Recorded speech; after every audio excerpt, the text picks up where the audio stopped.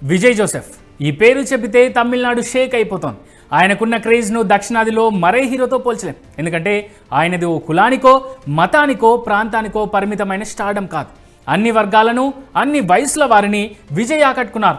తన సినిమాలతో, తన నటనతో, తన డ్యాన్సులు, ఫైట్లతో సౌత్ ఇండియా టాప్ స్టార్గా ఎదిగారు విజయ్. ఒక్క తమిళ స్టేట్లోనే కాదు, త్రూఅవుట్ ఇండియా పాపులర్ అయ్యారు. పాన్ ఇండియా సినిమాలు చేయకుండానే నేషనల్ వైడ్ క్రేజ్ తెచ్చుకున్నారు. బాలీవుడ్ టాప్ స్టార్లు కూడా విజయ్ తమ సినిమాలో క్యామియో చేస్తే చాలానే రేంజ్కి ఎదిగారు.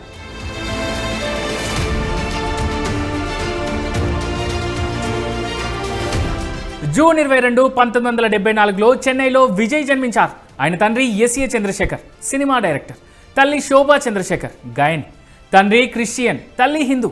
అయితే విజయ్ మాత్రం కుల మతాలకు అతీతంగా పెరిగారు. ఆయన స్కూల్లో చదువుకునే సమయంలో తండ్రి చంద్రశేఖర్ క్యాష్ కాలంలో తమిళ్ అని రాయించారు. తనది ఫలానా కులం అని ఇప్పటి వరకు విజయ్ చెప్పుకోలేదు. పేరులో జోసెఫ్ ఉన్నా తనది క్రైస్తవ మతం అని కానీ, ఫలానా మతానికి తన మద్దతని కానీ ప్రకటించలేదు. 1999లో సంగీతతో వివాహం జరిగింది. విజయ్, సంగీత దంపతులకు కొడుకు, కూతురు ఉన్నారు.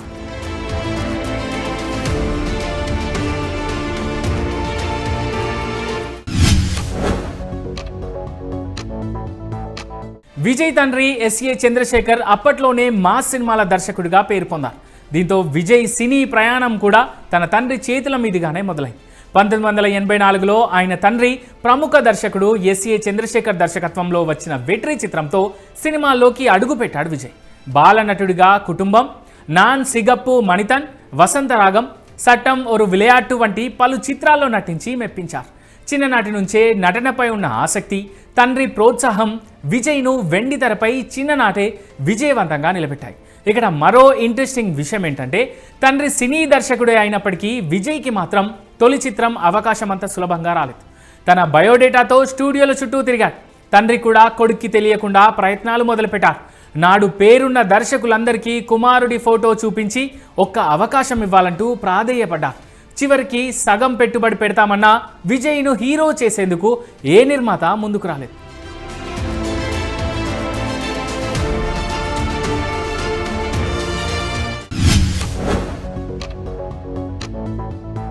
చివరికి చంద్రశేఖర్ 60 లక్షలు అప్పు తెచ్చి కొడుకు హీరోగా తానే నాలయ తీర్పు చిత్రాన్ని తీశారు.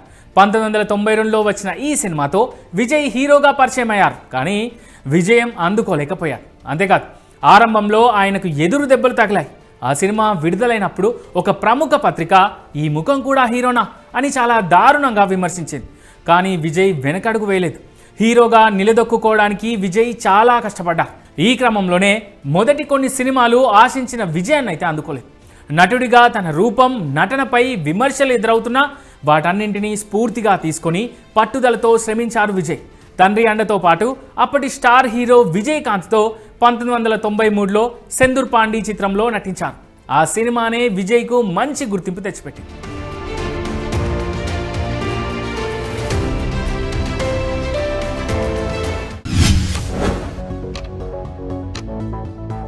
పూవే ఉనక్కాగా విజయ్ కెరీర్ను మలుపు తిప్పిన చిత్రం ఇది. 1996లో వచ్చిన ఈ సినిమా విజయ్కు మంచి టర్నింగ్గా మారింది. విక్రమన్ దర్శకత్వంలో వచ్చిన పూవే ఉనక్కాగా సినిమాతో ఈయనకు మొదటి భారీ విజయం దక్కింది. ఈ సినిమాతో విజయ్ లవర్ బాయ్గా గుర్తింపు తెచ్చుకున్నాడు. ఆ తర్వాత వచ్చిన కాదలుకు మర్యాదై, తుల్లాద మనముం తుల్లుం, ఖుషి వంటి చిత్రాలు విజయ్ను క్లాస్ ఆడియన్స్కు, ఫ్యామిలీ ఆడియన్స్కు దగ్గర చేశాయి.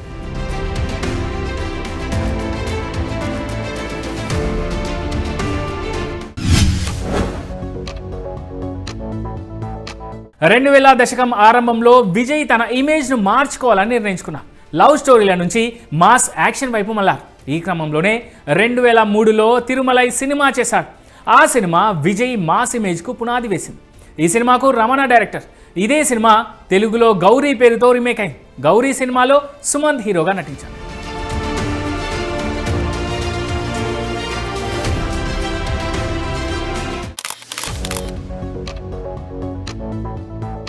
తిరుమలై తర్వాత విజయ్ చేసిన మరో చిత్రం గిల్లీ. తమిళనాట ప్రభంజనం సృష్టించింది.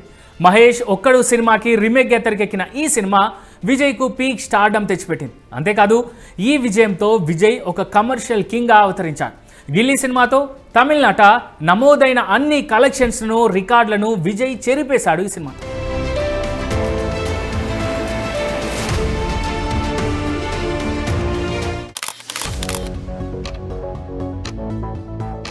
అప్పుడే తెలుగులో పూరి జగన్నాథ్ డైరెక్షన్లో మహేష్ హీరోగా పోకిరి సినిమా రిలీజ్ అయింది. ఈ సినిమా తెలుగు నాట ప్రభంజనం సృష్టించింది.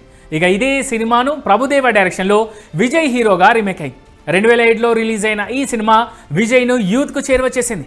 విజయ్ కంటూ సపరేట్ స్టైల్ను క్రియేట్ అయ్యేలా చేసింది. అంతేకాదు ఈ సినిమాలో విజయ్ వేసిన స్టెప్స్ అప్పట్లో అందరినీ ఉర్రీ తొలగించాయి.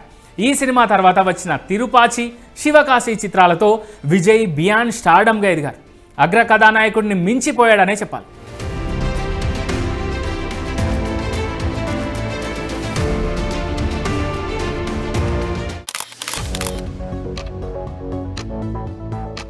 గిల్లీ, పోకిరి సినిమాలతో తెచ్చుకున్న స్టార్డమ్ కారణంగా విజయ్ సినిమాలపై విపరీతమైన అంచనాలు ఏర్పడ్డాయి. అయితే ఈ అంచనాలను అందుకోవడంలో విజయ్ తడబడ్డాడనే చెప్పాలి. పోకిరి బ్లాక్ బస్టర్ తర్వాత 2007 నుంచి 2011 వరకు వరుస పరాజయాలను చవిచూశాడు. సుర, కురవి సినిమాలు దారుణంగా పరాజయం అవడంతో బాక్సాఫీస్ దగ్గర రిమైనింగ్ స్టార్స్తో పోలిస్తే కాస్త వెనకపడ్డాడు విజయ్.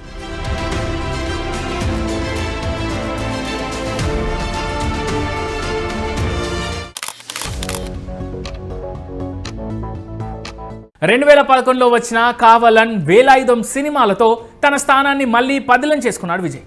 ఆ తర్వాత 2012లో ఏఆర్ మురుగదాస్ దర్శకత్వంలో వచ్చిన తుపాకీ సినిమా ఆయన కెరీర్ను మళ్ళీ టాప్ గేర్లోకి తీసుకెళ్లింది. ఈ చిత్రం 100 కోట్ల వసూళ్లను సాధించిన విజయ్ మొదటి సినిమాగా నిలిచింది. అంతేకాదు ఈ సినిమా ఇచ్చిన కిక్తో విజయ్ తన ఫ్యూచర్ సినిమాలు ఎలా ఉండాలనేది నిర్ణయించుకున్నారు. ఎంటర్టైన్మెంట్ సినిమాలకు చిన్న మెసేజ్ టచ్ ఇచ్చి సినిమాలు చేసేందుకు డిసైడ్ అయ్యాడు.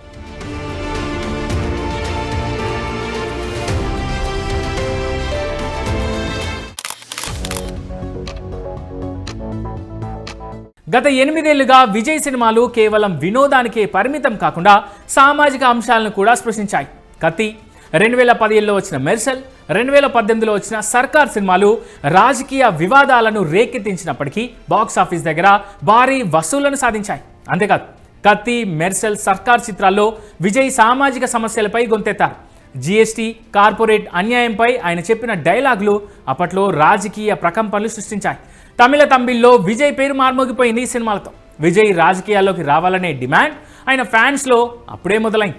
అంతేకాదు ఫ్యూచర్లో విజయ్ రాజకీయాల్లోకి వస్తాడనే విషయం ఆయన నియర్ అండ్ డియర్స్కు ఈ సినిమాలతో తెలిసిపోయింది.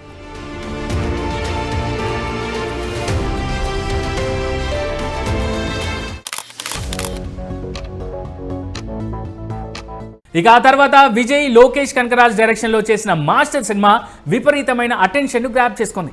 కరోనా తర్వాత థియేటర్స్కు ప్రేక్షకులను రప్పించడంలో ఈ సినిమాలు కీలక పాత్ర పోషించాయి. ఈ సినిమా తర్వాత వచ్చిన వారసుడు, బీస్ట్, లియో వంటి సినిమాలు కూడా 300 నుంచి 600 కోట్ల వరకు వసూలు చేసి ఆయనను ఇండియాలోనే అత్యధిక పారితోషికం తీసుకునే నటుల్లో ఒకరిగా నిలబెట్టాయి. అంతేకాదు సినిమా రిజల్ట్తో సంబంధం లేకుండా విజయ్ సినిమాలు కలెక్షన్స్ కుమ్మరిస్తాయనే విషయము మేకర్స్కి తెలిసిపోయింది.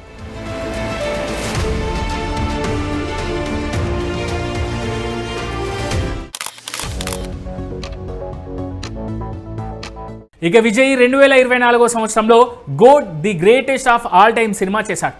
సైన్స్ ఫిక్షన్, యాక్షన్ థ్రిల్లర్గా వచ్చిన ఈ సినిమాతో మరోసారి తన బాక్స్ ఆఫీస్ సత్తా ఏంటో అందరికీ చూపించాడు. అయితే ఈ సినిమాతో విజయ్ సినిమాలకు పులి స్టాప్ పెట్టి రాజకీయాల్లోకి వస్తాడని అందరూ అనుకున్నారు. అంతేకాదు ఈ సినిమా సీన్లలోని విజయ్ వాడిన కారు మీద 2026 సీఎం అని ఉంటుంది. దీంతో 2026 అసెంబ్లీ ఎన్నికల్లో విజయ్ బరిలోకి దిగుతాడని అప్పటి నుంచే వార్తలు కూడా మొదలయ్యాయి.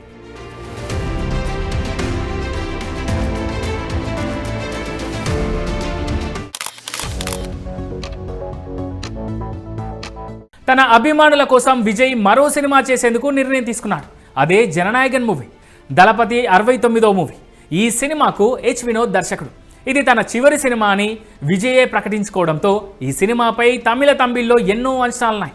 బాలయ్య భగవంత్ కేసరి సినిమాకు రీమేక్గా తెరకెక్కిన ఈ సినిమా 2026 సంక్రాంతి కానుకగా రిలీజ్ కావాల్సి ఉంది. కానీ సెన్సార్ బోర్డు కారణాల వల్ల ఈ సినిమా రిలీజ్ ఆగిపోయింది.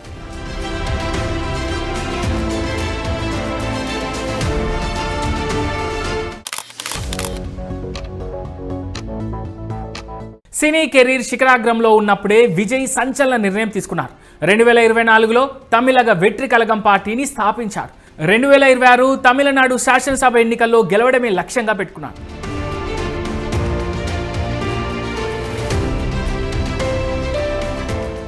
విజయ్ భార్య విడాకులు ప్రకటించి షాక్ ఇచ్చింది. ఇంటి నుంచి బయటికి వచ్చి కోర్టు మెట్లెక్కింది. తన భర్త నుంచి తనకు విడాకులు కావాలంటూ నేరుగా కోర్టుకు విన్నవించింది. అయితే ఈ కారణంగా విజయ్పై తీవ్ర విమర్శలే వచ్చాయి. దాంతోపాటే రాజకీయ నాయకులు కూడా ఈ విడాకుల మ్యాటర్ను వాడుకొని విజయ్ను ఇరుకున పెట్టే ప్రయత్నం చేశారు. తూటా లాంటి మాటలతో విజయ్ను ఇరుకున పెట్టారు.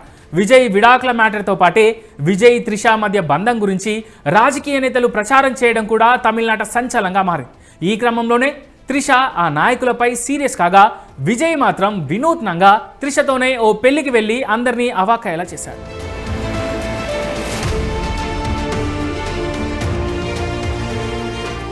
ఇలా పర్సనల్ లైఫ్లోనే కాదు, తన సినిమా రిలీజ్ విషయంలోనూ తీవ్ర ఇబ్బందులు ఎదుర్కొన్నారు విజయ్ తలపతి. విజయ్ నటించిన చివరి సినిమా జననాయగన్ సినిమా విడుదల విషయంలోనూ డిఎంకే నేతలు రాజకీయం చేశారనే కామెంట్ ఉంది. సెన్సార్ బోర్డు ముందు జననాయగన్ సినిమా ఆగిపోవడం, సెన్సార్ బోర్డు తీరుపై జననాయగన్ మూవీ టీం కోర్టు మెట్లెక్కడం అప్పట్లో సంచలనంగా మారింది. ఈ క్రమంలోనే జననాయగన్ మూవీ నెట్టింట లీక్ అయింది. దీనిలో కుట్రకోణం ఉందని విజయ్ ఫ్యాన్స్ బలంగా నమ్మడంతో ఆయనకు సపోర్ట్గా చాలామందే మాట్లాడారు. అయితే వెనక్కి తగ్గని కొంతమంది నేతలు జననాయగన్ సినిమాను రిలీజ్ కాకముందే లోకల్ ఛానల్లో ప్రసారం కూడా చేశారు. ఇలా విజయ్ను నేరుగా కాకుండా ఇండైరెక్ట్గా దెబ్బకొట్టే ప్రయత్నం చాలా చేశారు.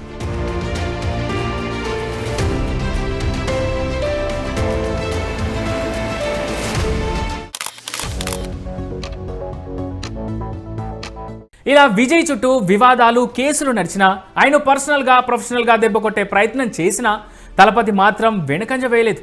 రెట్టించిన ఉత్సాహంతో ప్రచారాన్ని నిర్వహించారు. విజిల్స్ వేస్తూ, సైకిల్ తొక్కుతూ, పంచ్ డైలాగ్స్ పేలుస్తూ అటు ఫ్యాన్స్ను ఇటు ఓటర్లను ఆకట్టుకున్నారు. ఫైనల్గా తమిళ ఓటర్ల తీర్పుతో తమిళ గడ్డపై 49 ఏళ్ల తర్వాత ఓ కొత్త పార్టీకి ప్రభుత్వాన్ని ఏర్పాటు చేసే ఛాన్స్ వచ్చింది.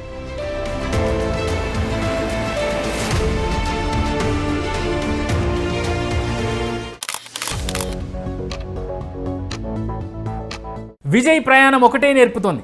ఎన్ని విమర్శలు ఎదురైనా నీ లక్ష్యంపై గురి ఉంటే ఒకరోజు నువ్వే చరిత్ర సృష్టిస్తావు. బాలనటుడిగా మొదలై అంచెలంచెలుగా ఎదుగుతూ తన నృత్యం, తన స్టైల్, మేనేజంతో కోట్లాది మంది అభిమానులను సంపాదించుకున్న విజయ్ ప్రయాణం ఒక అద్భుతం.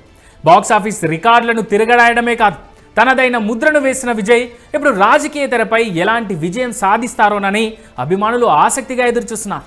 వెండి తెరపై దళపతిగా మెరిసిన విజయ్ ఇప్పుడు నిజ జీవితంలో జననాయగన్గా ప్రజల సమస్యలను తీర్చే బాధ్యతను ఎలా నిర్వర్తిస్తారో అని ఈగర్గా ఎదురుచూస్తున్నారు.